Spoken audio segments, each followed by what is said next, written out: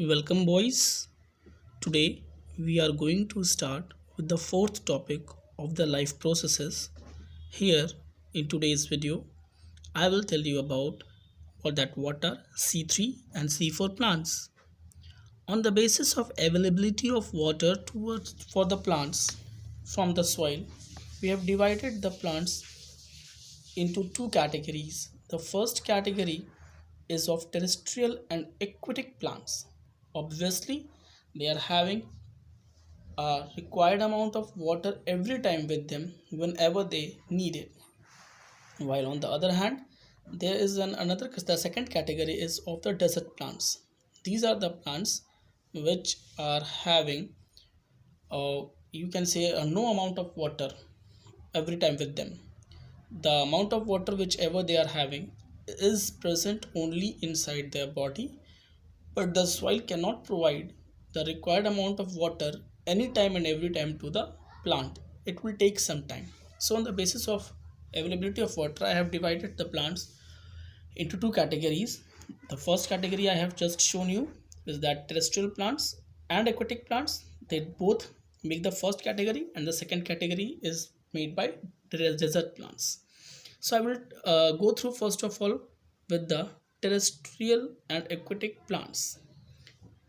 So as in early videos I have told you that plants need carbon dioxide to do photosynthesis, and in their activity also we will see in other videos we will see that how carbon dioxide is necessary for the photosynthesis. But in early videos I have also shown you that the plants use carbon dioxide to do photosynthesis. So the same thing is here, that either it is a terrestrial plant or either it is a aquatic plant, they will also be needing carbon dioxide for the photosynthesis. So to take carbon dioxide, they will open their stomata in daytime, and they can do so because if they lose water by the opening of stomata, it is not that only CO2 will come.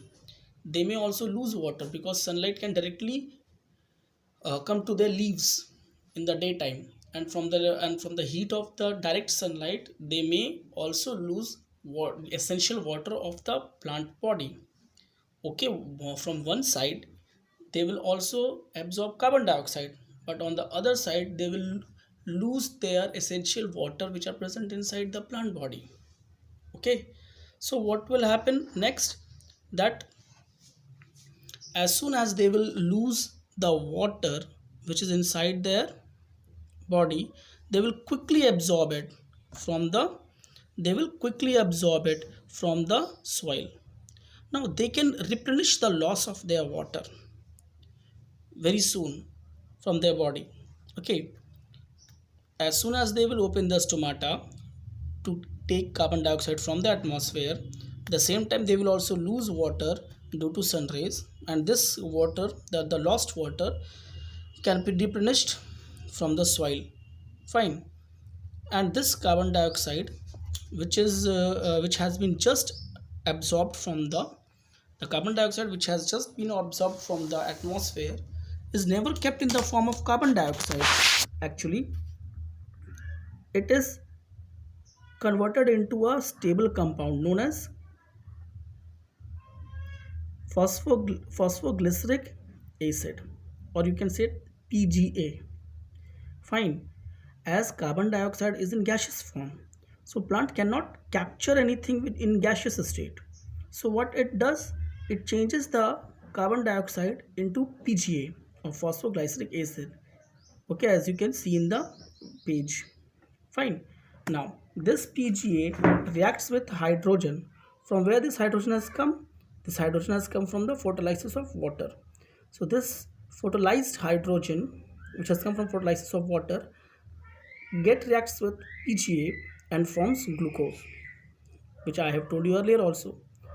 And as this PGA or phosphoglyceric acid is a 3-carbon compound, I mean to say that if you will write the chemical formula of PGA, you will see that there are 3 carbon only. So as they have three carbons, so we can also say that this is a three carbon compound, and as this three carbon compound are made by terrestrial and aquatic plants, so these terrestrial and aquatic plants are together called 3C plants. Got it? Now on the other hand, if we will go with the desert plants, the another category of plant which lack the available water in the soil. Okay, so this plant cannot open the stomata in daytime. Now few boys ask questions, sir, desert plants don't have leaf, their leaf has been changed into spines, then how can they have stomata? So actually they, okay, they don't have the stomata just like terrestrial plants or aquatic plants, but they have an other type of stomata which are called shrunken stomata. Okay, so desert plants have got shrunken stomata in their spines. So for time being, think that if in the daytime a desert plant opens its stomata, then what will happen? Okay, it will absorb carbon dioxide from the atmosphere in the daytime, but side by side it will also lose a high quantity of water from the plant body. Now will the desert plant able to replenish it from its sandy soil? Never. It will take weeks to replenish the amount of water lost in one day. Okay, so it does not open its stomata in daytime. So how does it does? It opens its stomata at night. Fine. When in night it opens its stomata, it absorbs CO2 and thus prevents the excess loss of water from the plant body as it opens its stomata in night. Now, it cannot also hold the gaseous carbon dioxide in it because gaseous carbon dioxide is unstable. So it changes into oxaloacetic acid, or you can say OAA. This OAA is a stable compound which is made up of 4 carbon. That means if you will write the formula of oxaloacetic acid, you will see that it it has only 4 carbons in its formula. So this compound is known as of having 4 carbon compound oxaloacetic acid, and these types of plant are known as C4 plants. Fine. So we can say that the plants on the basis of the stable compound they make from the carbon dioxide are termed as C3 or C4 plants. So in this video I have told you that what are C3 plants, what are C4 plants. In next video I am going to tell you about the stomata, its function.